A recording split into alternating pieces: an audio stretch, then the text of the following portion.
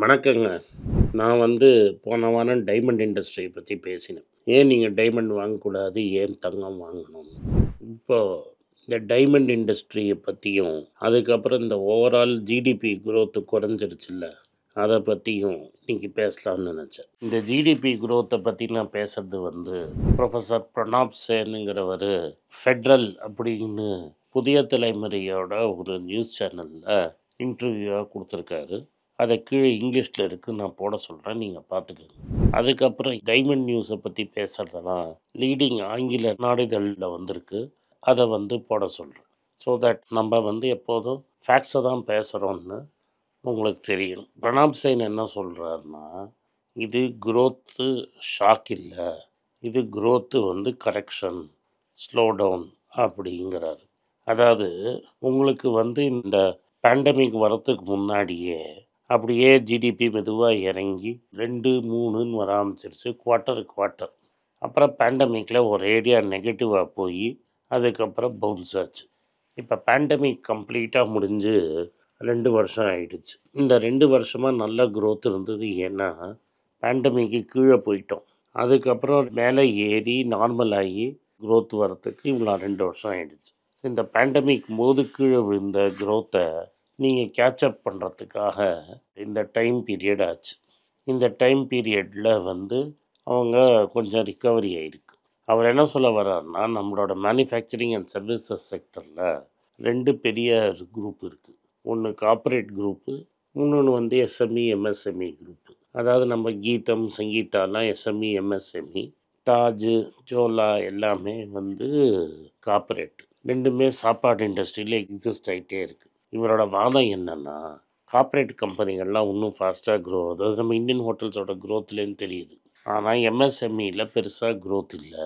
இது ஏன்னா 3 விஷயம் சொல்கிறாரு. இந்தியாவில் 3 ஷாக் வரிசையாக வந்தது. முதல் ஷாக் டீமோ. டீமோ ஷாக்குக்கு அப்புறம் ஜிஎஸ்டிக்கு அப்புறம் கோவிட். இந்த 3 ஷாக் சிஸ்டம் கொடுத்ததில் நார்மலாக இது மாதிரி கார்ப்பரேட்டெல்லாம் ரெசிலியண்ட்டாக இருப்பாங்க. அவங்கள்ட்ட ஆள் இருக்காங்க. இப்போ ஜிஎஸ்டி ஃபைல் பண்ணோன்னா 5 பேருக்கு சம்பளம் கொடுத்து வச்சுருப்பான். அந்த 5 பேர் கரெக்டாக ஃபைல் பண்ணிவிடுவான். எஸ்எம்இ எம்எஸ்எம்இ அவனால் ஜிஎஸ்டி ரிட்டர்ன் ஃபைல் பண்ணுறதுக்கே ஒரு ஆளை போடணும்னா போட முடியாது. மோஸ்ட் ஆஃப் தெம் இந்த ஜிஎஸ்டிலாம் இதெல்லாம் அவுட் சோர்ஸ் பண்ணிடுவாங்க.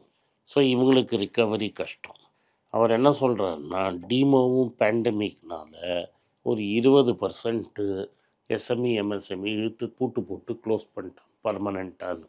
இது நீங்களே பார்த்துருப்பீங்க. இந்த பேண்டமிக்னாலேயும் அதுக்கு முன்னாடி வந்த டிமானிட்டைசேஷன்னாலேயும் பல சிறு தொழில் செய்கிறவங்க கடையை மூட்டு பர்மனெண்ட்டாக போயிட்டாங்க. அந்த கடையை திரும்பி அவங்களால திறக்கவே முடியல. அதுலேருந்து ரிக்கவரி ஆகி மேலே வரத்துக்கு ரொம்ப கஷ்டம். மற்ற எல்லா ஊர்லேயும் அவங்களுக்கு சப்போர்ட்டு கொடுத்தாங்க, மானிட்ரி சப்போர்ட்டு. நம்ம ஊரில் வெறும் வாய்ப்பாயசம் மட்டும்தான் கிடச்சதே தவிர சப்போர்ட் ஒன்றும் கேஷாக கிடைக்கல. வேணால் பேங்க்லேருந்து இன்னும் கடன் வாங்கிக்கங்க அப்படின்னு சொன்னாங்க. அந்த கடனை திரும்பி எவன் கட்டுறது, வட்டியும் சேர்த்து? அதை பற்றிலாம் பேசலை. அதே சமயத்தில் ஜிஎஸ்டியை ஏற்றி இன்றைக்கி ஜிஎஸ்டியே ஒரு பெரிய பர்டன் ஆகி நிறைய எஸ்எம்இ எம்எஸ்எம்இ இழுத்து மூடுறாங்க. ஏன் எஸ்எம்இ எம்எஸ்எம்இயில் இது பெரிய ப்ராப்ளம்னா, நான் பில்லு இன்றைக்கி போட்டேன்னு வைங்க, 30ஆம் தேதி அன்றைக்கி நான் ஜிஎஸ்டியை கட்டிடணும். இந்த பில்லு டெக்னிக்கலாக எனக்கு 45 நாளில் காசு வரணுன்னாலும் நீங்கள் நேராக போய் எந்த எஸ்எம்இ எம்எஸ்எம்இயும் கேட்டிங்கன்னா அவனுக்கு 3லேருந்து 6 மாதத்துக்கு வரைக்கும் இந்த காசு வராது.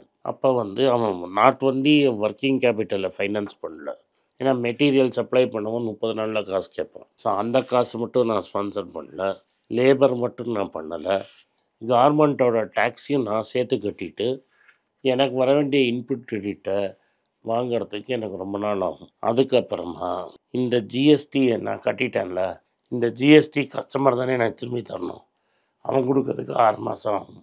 இதுக்கு எல்லாத்துக்குமே எனக்கு எக்ஸ்ட்ரா ஒர்க்கிங் கேபிட்டல் வேணும். இந்த எக்ஸ்ட்ரா ஒர்க்கிங் கேபிட்டலை எனக்கு பேங்க்கு கொடுக்கலங்கிறாங்க. அந்த அம்மா அந்த இன்டர்வியூவில் என்ன சொல்கிறாங்கன்னா, நான் தமிழ்நாட்டில் பல இண்டஸ்ட்ரி அசோசியேஷன்கிட்ட பேசினேன். அவங்கெல்லாம் என்ன சொல்கிறாங்கன்னா, எங்களுக்கு இந்த முத்ரா லோனெல்லாம் கொடுக்கல, எனக்கு பேங்க் லோன்லாம் கட்டமாக இருக்குது அப்படின்னு சொல்கிறாங்க. அம்மையார் முத்ரா லோனை பற்றி என்ன சொன்னாங்கன்னு நான் முன்னாடியே ஒரு வீடியோ போட்டிருக்கேன். கோயம்புத்தூரில் 70% மக்களுக்கு அவங்க முத்ரா லோன் கொடுத்ததா சொல்கிறாங்க. ஆனால் இந்த அம்மா என்ன சொல்கிறாங்கன்னா, ஃபெட்ரலில் நான் சர்வே எடுத்ததில் பல பேருக்கு லோனே கிடைக்கலன்னு சொல்கிறாங்க. எது உண்மையாக இருக்கும்னு நீங்களே எடுத்துக்கங்க. எனிவே கடனும் கிடச்சிருந்தாலும் அவங்களுக்கு வட்டி கட்டுறதே பெரிய விஷயமா இருக்கும். அதனால் 20லேருந்து 25% இழுத்து மூடிட்டாங்க. இன்னும் புது கம்பெனி அவங்க டேர்ன் ஓவர் பண்ணாதான் திரும்பி குரோத் வரும்.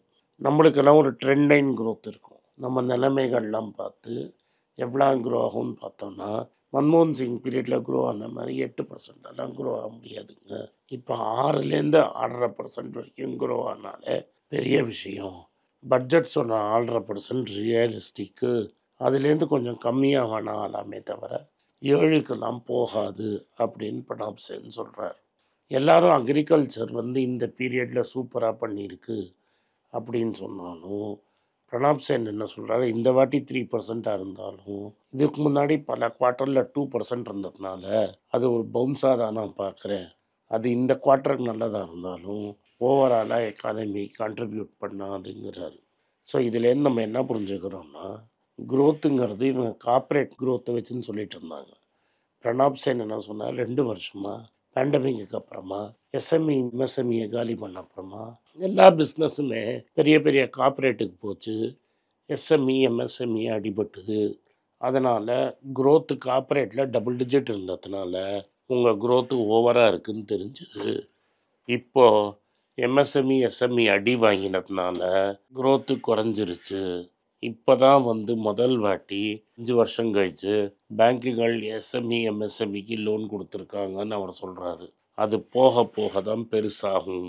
ஸோ இந்தியா பெருசாக திரும்பி க்ரோத்து காட்டணும்னா எஸ்எம்இ எம்எஸ்எம்இ பெருசாக லிஃப்ட் பண்ணி க்ரோத்தை நோக்கி போகணும். அப்போ தான் இது நடக்கும்னு தெளிவாக சொல்கிறாரு. அது மட்டும் இல்லாமல் நம்மளால் ஜாப்ஸ் க்ரியேட் பண்ண முடியாதனால படித்த பசங்கள்லாம் லோ குவாலிட்டி ஜாப்ஸுக்கு போகிறாங்க. இதை 2 நாள் முன்னாடி நான் பேசி சுற்றி காட்டுறதுனால திரும்பி பேசலை.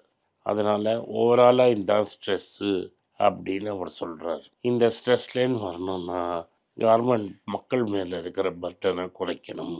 சூரத்துன்னு ஒரு ஊர் இருக்குது குஜராத்தில், அதுதான் டைமண்ட் கேபிட்டல். ராஜ்கோட்லேயும் அகமதாபாத்லேயும் கூட இவங்க டைமண்டை கட் பண்ணி பாலிஷ் பண்ணுறாங்க.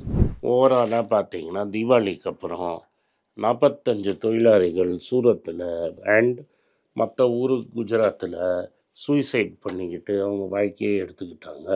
அந்த ஊரில் தான் தேனாரும் பாலாரும் ஓடுற ஊரில், இந்த இண்டஸ்ட்ரியில் பெரும் தலைவர் ஆள்ற ஊரில் 45 பேர் சூசைட் பண்ணிட்டாங்கன்னு இந்த ரிப்போர்ட் சொல்லுது.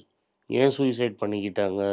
25% டைமண்ட் பாலிஷிங் யூனிட்டு இழுத்து காட்ரேஜ் நவத்தால் போட்டு பூட்டிக்கிட்டு வீட்டுக்கு போயிட்டான். இது ஒரே ஊரில். ஓவராலாக 40லேருந்து 50% பேருக்கு தான் திரும்பி வேலை கிடச்சிருக்கு. மீதி இருக்கிறவங்கள நீங்கள் வீட்டிலே இருந்து கொஞ்சம் ரெஸ்ட் எடுங்க, 5 கிலோ அரிசி 5 கிலோ கோதுமை போடுவாங்க, அதை வாங்கிக்கங்கன்னு சொல்லிட்டாங்க. பிரதமர் லார்ஜஸ்ட்டு டைமண்ட் எக்ஸ்சேஞ்சு இதில் திறந்தார் சூரத்தில். அங்கே வெறும் எல்லோரும் கோலி தான் ஆடிட்டுருக்குறாங்க. ஏன்? ஓவராலாக இந்தியாவிலேருந்து வெளிநாட்டுக்கு போகிற டிமாண்டு குறைஞ்சு ட்ரேட் டெஃபிசிட்டுக்கு அது 12லேருந்து 13 பில்லியன் டாலர் கோஆப்ரேட் பண்ணுது. இந்த டைமண்ட் வாங்க முடிஞ்ச நம்ம லேடிஸ்லாம் வெளிநாட்டில் போய் டைமண்டை வாங்கிட்டு உள்ளே கொண்டு வராங்களே தவிர இங்கேருந்து டைமண்டு போக மாட்டேங்குது.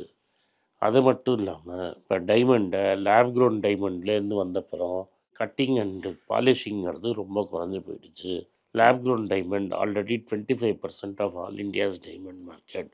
உலகம் ஃபுல்லாக இது நடந்ததுன்னா திரும்பி இப்படி தான் இருக்கும். எனிவே, பல நாள் திருடன் ஒரு நாள் மாட்டுற மாதிரி இன்றைக்கி இவங்க மாட்டியிருக்காங்க. பாலும் தேனும் ஆறா ஓடுற ஊரில் இந்த ப்ராப்ளம் சால்வ் ஆகலை. இந்த ப்ராப்ளம் இன்ஃபேக்ட் இன்னும் பெருசாயிட்டே இருக்குது. பாலும் தேனும் எங்கே போச்சுன்னு சூரத்தில் இருக்கிற டைமண்ட் ஒர்க்கர்ஸ் தேடிட்டுருக்காங்க. நன்றி, வணக்கம்.